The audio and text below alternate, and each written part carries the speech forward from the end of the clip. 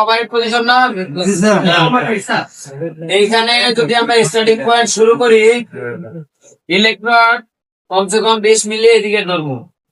fire করবো fire কইরা চিকুন করে টাইনা আসবো টাইনা আসা পরে আবার স্টার্টিং পয়েন্ট এখান থেকে শুরু করবো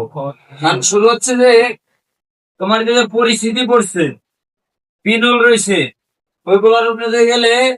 পরিস্থিতি পিনলটা উঠে দিব আবার কথা আছে এখানে ইলেকট্রডে এতটুকু শক্তি আছে যে মেটালের ভিতরে 1 থেকে 1.5 মিলি ভিতর থেকে ময়লা উঠে নিয়ে আসতে পারে সেটা আমার এই মেটালের উপরে যদি কোনো ময়লা থাকে যদি মেটালের ভিতরে 1.5 মিলি ভিতরে উঠাইতে পারে তাহলে উপরে তো উঠাইতে পারবে না সেই জন্য আমাকে ডাউনে ডাইনাইনা পাতলা করে আবার রানিয়ে চলে যেতে হবে ময়লা স্লাগ তো উঠে যাবো পরিস্থিতিও উঠে যাবো পরে আবার এই দিক দিয়ে যখন স্টার্টিং পয়েন্ট শুরু করবো এই মাথাটা গ্যান্ডিং করবা সুন্দর করে যদি ভুল ভবিষ্যৎ পরিস্থিতি পিনল থাকে ওটা উড়াই আনবো হার্টি জবের ক্ষেত্রে মেহনত এগুলো খুবই ইম্পর্টেন্ট এই মাথাটা বসার পরে ভালো করে খেয়াল করে দেখবে যে কোনো পিনল আছে কিনা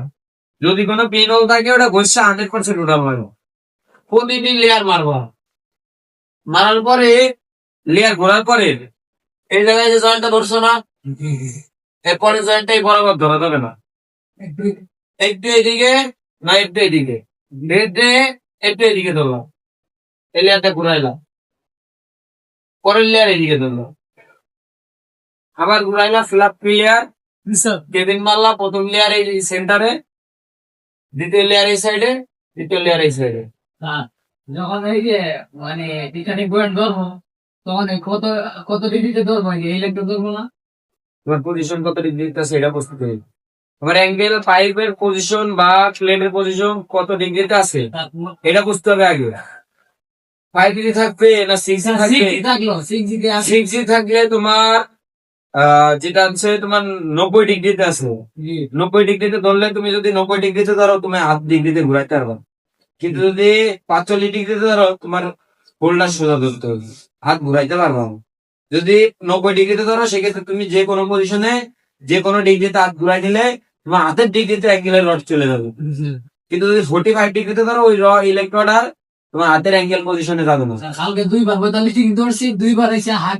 লাঠি মারছে এই যে এটাই সমস্যা 45 ডিগ্রিতে ধরলেই সমস্যা হবে কথা হচ্ছে যে তোমার এইখানে যদি তুমি স্টার্টিং পয়েন্ট সরাই এদিক ওদিক ফালাও